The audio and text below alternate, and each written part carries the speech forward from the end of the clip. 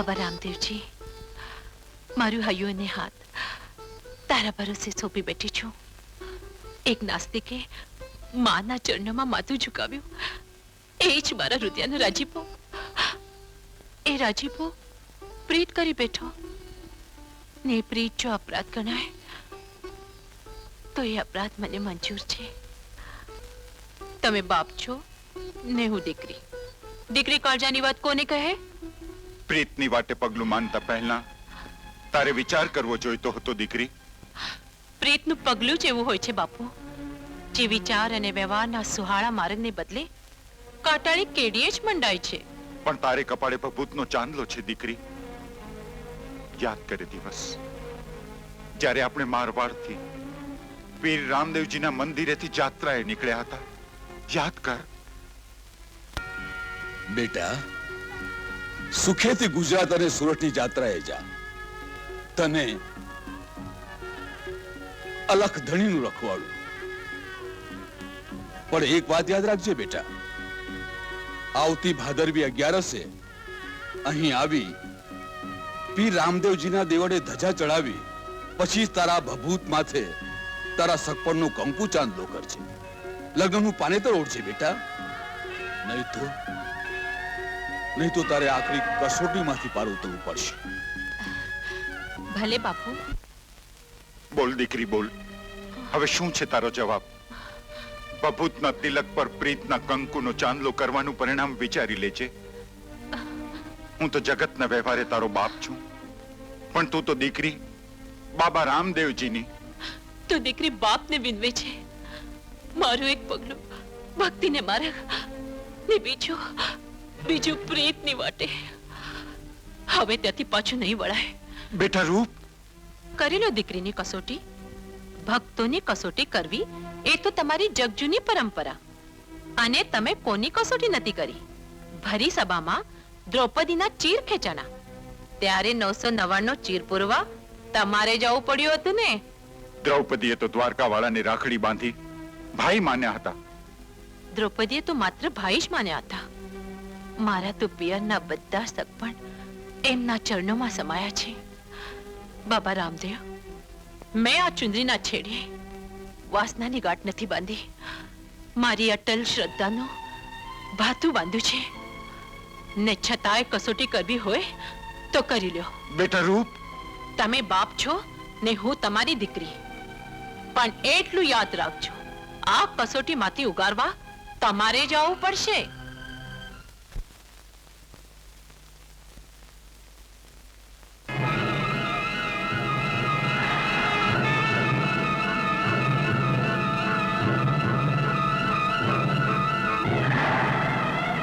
કામદાર, ઓ કામદાર! એ આવ્યો બાપુ, આવ્યો. ક્યાં ગયા કામદાર? એ આવ્યો બાપુ. ખમા બાપુને હુકમ કરો બાપુ. કામદાર જી. અરાજ, રાજગઢ, રાજ સિંહાસન, આ સત્તા સાહેબી, એ મને બધું હવે ચપટી ધૂળ જેવું લાગે છે. આ શું બોલો છો અંદાતા? અરે આ રાજગઢ અને આ રાજ સિંહાસન છે ત્યાં સુધી જ તમારી મહત્તા છે બાપુ.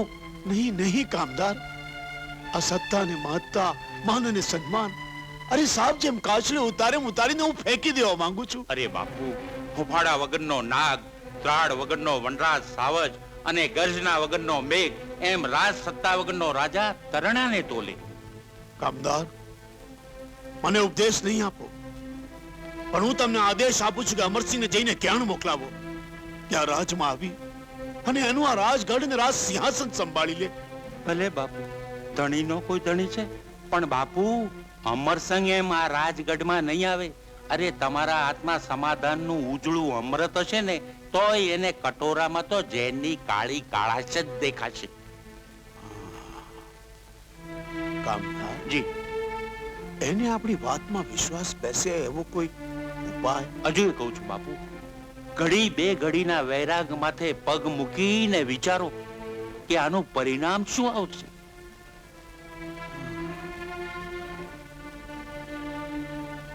અરે હા, પરિણામ તો સારું જ આવશે કામદાર, પણ અમરસંગ મારો ભાઈ આ મહેલમાં આવે એવો કોઈ મને ઉપાય બતાવો. ભલે બાપુ, જેવા વિધિના લેખ. એને સંદેશો મોકલાવો અને કહો કે મને મારા પાપનો પસ્તાવો થાય છે. અરે આ રાજગઢનો સાચો વારસદાર તું છે. અરે જે રાજ સિંહાસન ઉપર વેર ઝેરની આગ વરસતી હોય ઈ રાજગાદી મને ન ખપે ભાઈ, મને ન ખપે. પણ બાપુ, આ સંદેશો પહોંચાડશે કોણ? આઈ માં. અરે એને એના વચન ઉપર વિશ્વાસ છે. મારા વચનમાં વિશ્વાસ રાખ. આઈ ખોડિયારે જ દુશ્મનના હૈયે માણસાઈનો દીવો પ્રગટાવ્યો હશે. આઈમાં આપના વચનમાં વિશ્વાસ રાખીને તો હું સળગતી આગ સોસરો નીકળી જાઉં, પણ દુશ્મનના વચનમાં વિશ્વાસ નથી. આઈમાં દુશ્મન દગો રમશે તો હું ચારણ રાજગઢની દિવાલો માથે મારું લોહી છાટીશ. નહીં, ચારણના લોહી છંટાયેલા સિંહાસન પર અમરસંગ રાજ ભોગવે ના. આઈ, રાજગઢ જવાનો વિચાર માંડી વાળો. અરે આપના આશીર્વાદ હશે તો અમરસંગ દુશ્મનનું લોહી ચાટીને રાજગઢની પાછી મેળવશે. કાળુ વાઘને મેં વચન આપ્યું છે કે અમરસંગને લઈને હું રાજગઢમાં આવીશ. મારું વચન ખોટું પડશે તો કોઈ રાજપૂત ચારણની વાણીમાં વિશ્વાસ નહીં રાખે. આઈમાં જ્યારે જ્યારે રાજ સિંહાસનો માટે તલવારો ખેંચાઈ ત્યારે ચારણોએ સમાધાન કરાવ્યા છે. સમાધાન તો રાજપૂતો ન થાય. આઈ, પણ કાળુ વાઘ તો રાજપૂતાઈનો ધર્મ હારી ચૂક્યો છે, માણસાઈનો માર્ગ ભૂલી ચૂક્યો છે. નહીં, કાળા નાગ સાથે સામે ચાલીને સમાધાન કરવા જવું છે. પણ આઈ, મને તો આમાં અમંગળના એંધાણ વર્તાય છે. મંગળને કરનારી તો માં અંબા. હાલ અમર, નહીં તો જગત વાતો કરશે કે આઈ ખોડિયારમાંથી શ્રદ્ધા ઉઠી ગઈ, જોગમાયાના વિશ્વાસની જ્યોત બુઝાઈ ગઈ. હાલ દીકરા, નવલખ લોંબડિયાળીઓ આપને આગળ ડગલા માંડે છે. હાલ. ભલે આઈમાં.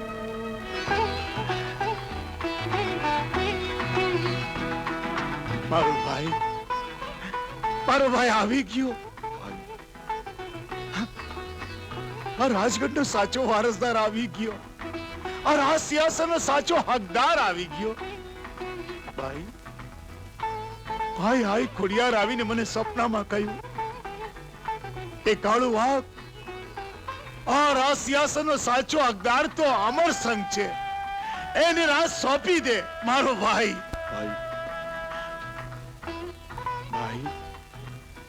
રાજગાદી માટે તો કૌરવ અને પાંડવોએ મહાભારતના યુદ્ધ આદર્યા હતા, પણ એ લોકો શું પામ્યા? એટલે રાજગાદી માટે અમરસંગ આપણે આપણા વંશવેલાને ખતમ નથી કરી નાખવો. ખમ્મા તને. આઈ ખોડિયાર તારા રખવાળા કરે. અંતે લોહીની સગાઈએ ભાઈને સાથ દીધો. હા આઈમાં, તમારા આશીર્વાદે મારી આંખો પરથી સ્વાર્થના પડદા દૂર થયા. હવે તો અમરસંગને રાત તિલક કરી મારે માં જગદંબાની ભક્તિ કરવી છે. જીવતો રે દીકરા, જગતના ઇતિહાસમાં એક વાત લખાશે કે એક સાચા રાજપૂતે એના સાચા હકદારને એનું રાજ પાછું સોંપ્યું. સાચું કહો આઈમાં. અરે આજ મારા અહીંયામાં હરખનો પાર નથી. અરે કોઈ સાકરના ખૂમચા લાવો, કોઈ મીઠાઈના થાળ લાવો અને મારા ભાઈનું મોઢું મીઠું કરાવો. હા લે ભાઈ, મોઢું મીઠું કર. લે ભાઈ. હા ભાઈ. ભાઈ કાળુ, આ જ્યોત કેમ ચમકે? ક્યાં અમંગળના એંધાણ તો નથી ને? આવ ભાઈ, હું બહુ ખુશ છું ભાઈ. આજ મારા હૈયામાં હરખ માતું નથી. બેસ ભાઈ બેસ. પાછું કહું છું ભાઈ, કામદારજી, અરે રાજ સિંહાસન શણગારો, રાજગઢમાં દીપમાળા પ્રગટાવો અને મંગળ ચોઘડિયા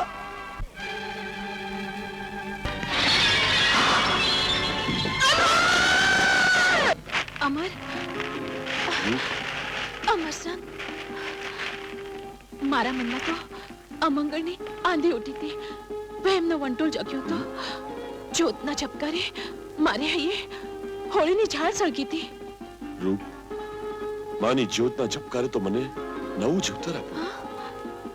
હોળીની આગમાં તો માએ દુશ્મનને દજાડ્યો. ઝુમ્મર! અરે બાપુ ઝુમ્મર તો ક્યારનું તૂટી ગયું. આ તો આપની ભ્રમણા છે.